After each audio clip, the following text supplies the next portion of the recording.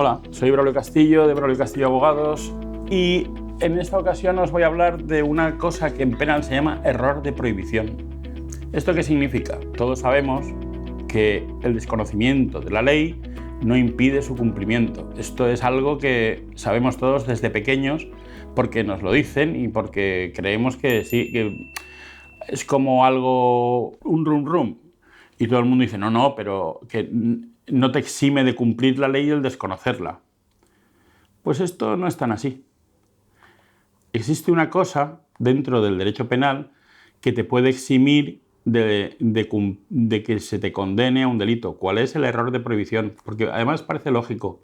Es decir, cuando el derecho penal es como la última garantía y las consecuencias de incumplir una ley penal son muy graves, es decir, te puede llevar a la cárcel, entendemos que los principios que favorecen al imputado, como es el principio de indubio pro reo, que es decir, en caso de cualquier duda entre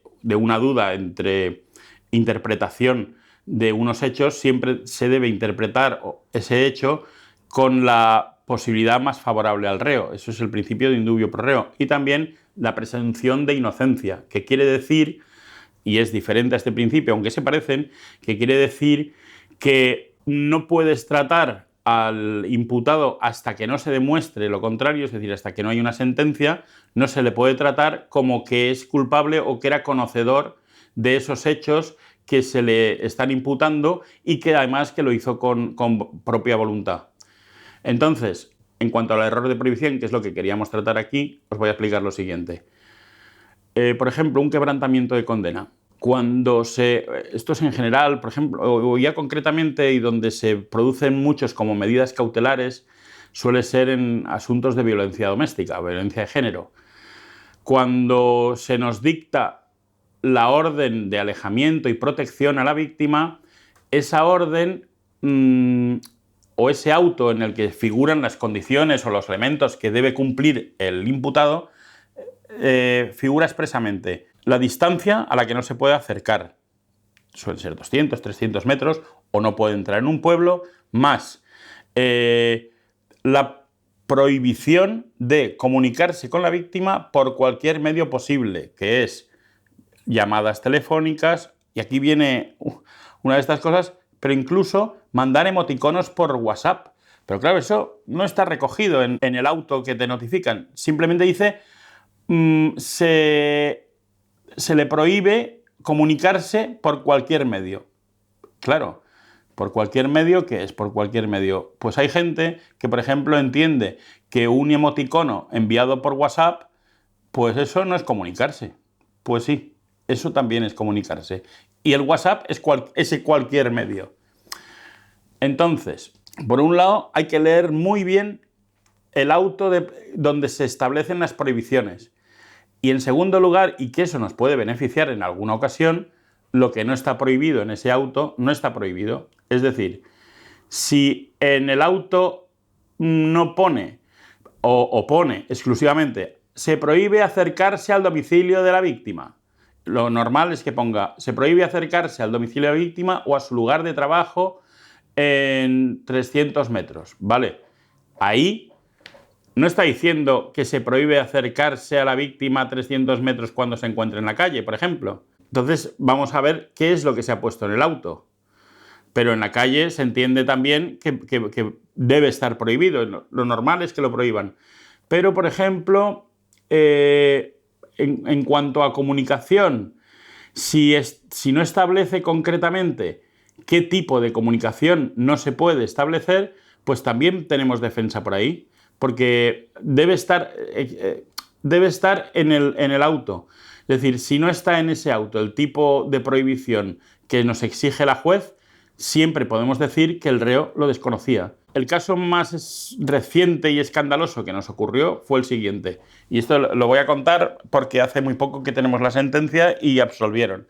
Le pedían quebrantamiento de condena, pero resulta que existían dos autos de prohibición porque había quebrantado las medidas en una ocasión y la anterior tenía el auto de medidas que le impedía el acercamiento, y al quebrantar le dictan otro auto de medidas por el quebrantamiento y otro auto de prohibición.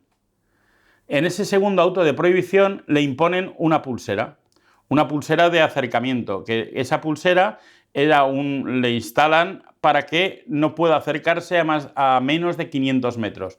Y cuando se acerca a menos de 500 metros de la víctima, salta la alarma y se pone en funcionamiento los dispositivos de la policía, ya le llaman por teléfono, todo esto. Y esto lo lleva nuestro cliente durante un año. Resulta que en ese segundo auto que le dictan, dice que cuánto va a llevar la pulsera y dónde está el plazo en el que tiene que mantener esas distancias de seguridad. Pues resulta que el plazo de la primera medida era más amplio que el de la segunda cuando le quitan la pulsera. Y entonces, cuando va, y además está dictado por dos órganos diferentes, uno por el órgano de instrucción y el otro por un órgano de instrucción normal y el otro por el juzgado de violencia de género. ¿Qué ocurre? Que cuando llega a quitarse la pulsera, le quitan la pulsera y le dan un auto como que ya no tiene el impedimento de acercarse a menos de 500 metros porque ya ha cumplido el tiempo cuando le quitan la pulsera. ¿Pero qué pasa con el primero?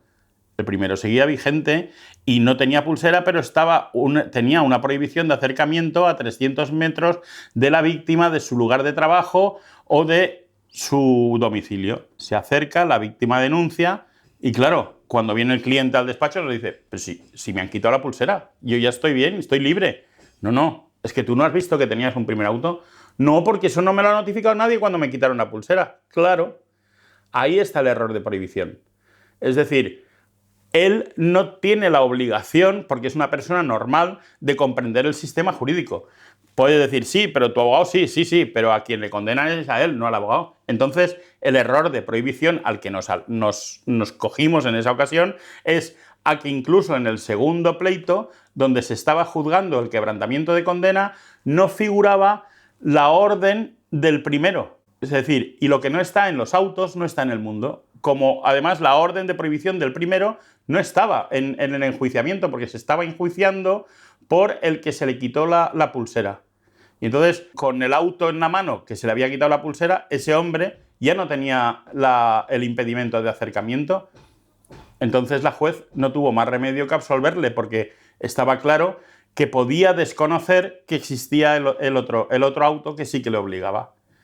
Entonces, al final hay que acudir a un profesional, como os he dicho en otras ocasiones, porque eso lo tiene que ver alguien que de verdad esté acostumbrado a tratar con todos estos asuntos y que le haya pasado en alguna ocasión estas vicisitudes a sus clientes. Ya no os digo nada más, simplemente que abajo de este vídeo tenéis la información suficiente para que, si lo consideráis necesario o queréis o tenéis alguna duda, que os pongáis en contacto con nosotros e intentaremos aclararos. Gracias y hasta luego.